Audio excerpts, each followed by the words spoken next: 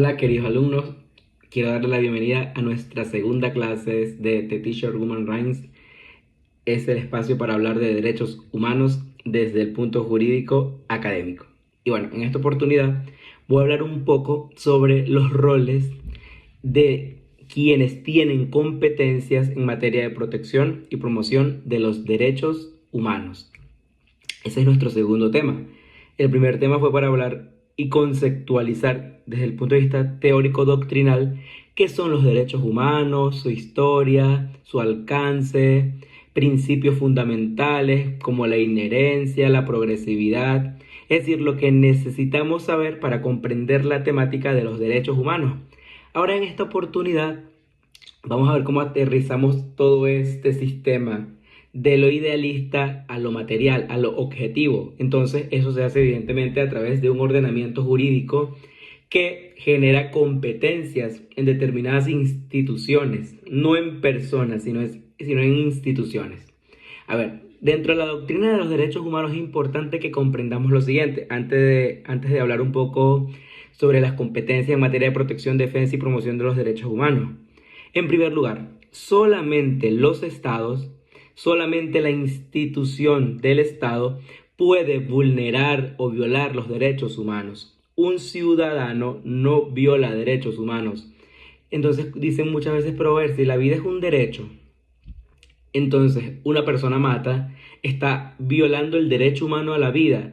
Pues no, hay sistemas jurídicos penales que regulan este tipo de delitos tipificados en la ley como un homicidio intencional, culposo, depende de cuál sea la circunstancia, que eso es materia de derecho penal. Ahora, ahí no hay una violación de derechos humanos, al menos que se trate de que este homicida esté en funciones de Estado. Solamente el Estado puede violar los derechos humanos. O pasa muchas veces, por ejemplo, en el caso de violencia de género, que evidentemente la violencia de género, de acuerdo a la progresividad de los derechos humanos, ya se ha convertido en un delito contra los derechos humanos de la mujer, porque el derecho de la mujer a una vida libre de violencia ya se ha catalogado como un derecho humano. Ahora, el que puede ejercer un delito en contra del derecho de la mujer a una vida libre de violencia está tipificado en la ley, en este caso de la Ley Orgánica del Derecho a la Mujer a una vida libre de violencia, Venezuela. Hay distintos factores en el que una persona de sexo opuesto a la mujer puede ejercer violencia de género, ya sea por estado de conyugalidad, por abuso de funciones en temas de trabajo, entre otras cosas.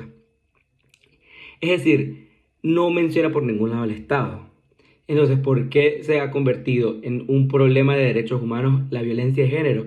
Pues puede entenderse de esta forma porque el Estado está obligado a proteger los derechos de la mujer. Entonces, cuando los índices comienzan a hablar de un alto margen de violencia de género, el Estado ya tiene una cierta responsabilidad, no por violar el derecho de la mujer a una vida libre de violencia, sino por no ejercer funciones o tener ciertas omisiones ante estas tasas o índices de violencia de género, por ejemplo.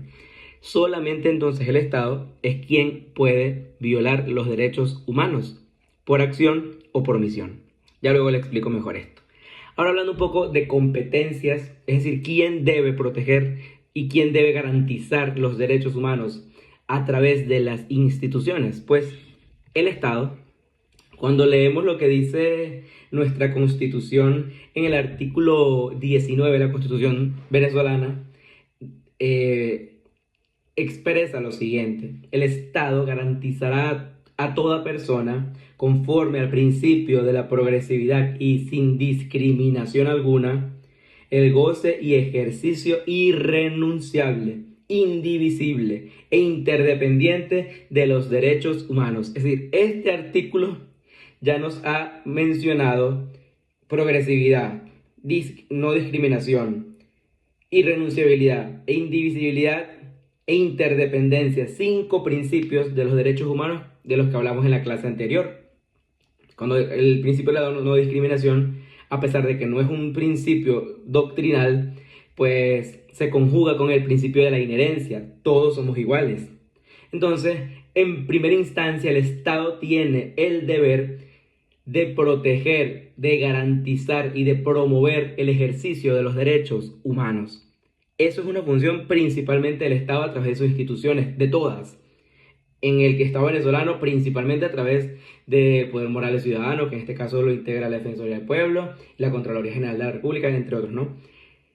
Pero también a través del sistema judicial, también a través del sistema o del Poder Ejecutivo, del Poder Legislativo. Todo debe conjugarse en favor de los derechos humanos. Y entonces, ¿solamente el Estado puede proteger y debe garantizar los derechos humanos? Pues no. También el ciudadano tiene competencias en la promoción y protección de los derechos humanos. Lo dice el 132 de nuestra Constitución.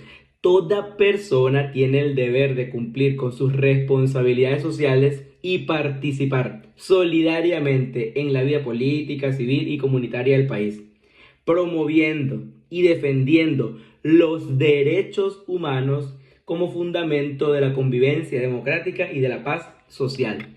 Es decir, y esto a pesar de que es un tema legal en la República Venezolana, tiene efectos en cualquier parte del mundo porque, ¿qué pasa? Que la regulación de los derechos humanos es universal y todas las legislaciones se van adaptando a los parámetros internacionales. Es decir, que este deber doctrinal en todo el mundo, en Venezuela es un deber legal en el que el ciudadano tiene el deber de participar en la promoción, defensa y protección de los derechos humanos. Aquí hay un papel importante en el tema de las competencias, porque evidentemente el Poder Judicial tiene el deber, en este caso, de proteger los derechos humanos de los ciudadanos en el momento de juzgar con una sentencia en el que, por ejemplo, a través de un tribunal contencioso administrativo pueda juzgar una decisión del Estado que va en contra de o que vulnera un derecho humano fundamental en un ciudadano.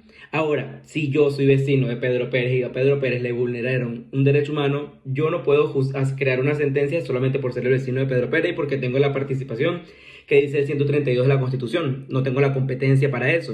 Solamente que tengo la capacidad de denunciar que hay un abuso o una violación contra los derechos humanos de mi vecino Pedro Pérez, por ejemplo.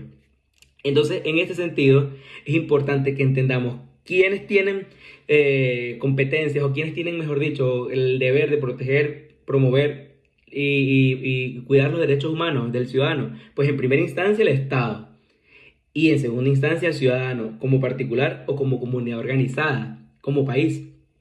Es por eso que están también los derechos de la libertad de asociación y todo este tipo de conjugado legal que establece nuestra Carta Magna. Y bueno, por otro lado, entender también, para sintetizar, que solamente el Estado puede vulnerar los derechos humanos. No hay forma de que un ciudadano pueda vulnerar los derechos humanos de otro ciudadano. En todo caso, una acción tipificada como delito se convierte en un delito, no en una violación de derechos humanos, en el caso que se trate de un ciudadano.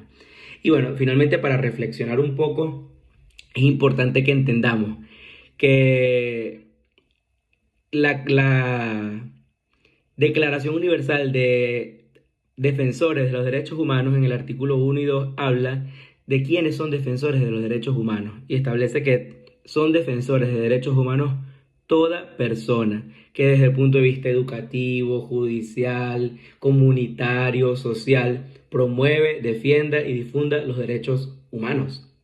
Entonces, no necesitamos un carnet para ser activista o defensor de los derechos humanos. Desde nuestra profesión, desde nuestra actividad diaria, desde nuestra organización ciudadana, podemos y debemos convertirnos en protectores y defensores de los derechos humanos.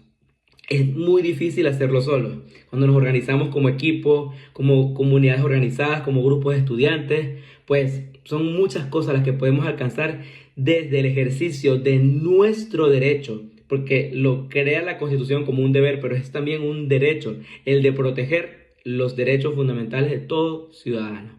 Que tengan feliz día.